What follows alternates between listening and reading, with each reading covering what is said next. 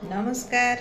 आज टिके बकवास पाई आपण को स्वागत। आज टॉपिक दहीबरा आलुदम।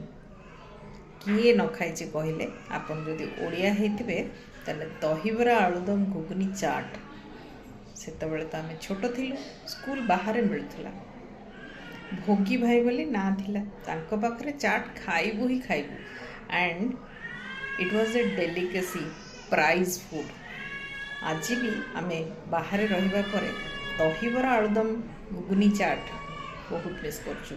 कटकर बारावटी स्टेडियम सेठिकार दहीबरा आलुदम तो फेमस।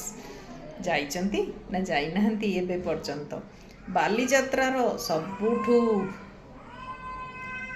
क्लास खाइबा दहीबरा आलुदम। आउ गोटे आइटम सेटा मु परे कहबी, ताहले कौन चलतु जीवा खाइबा।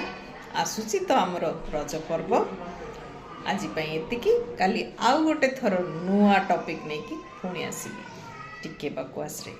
Take care.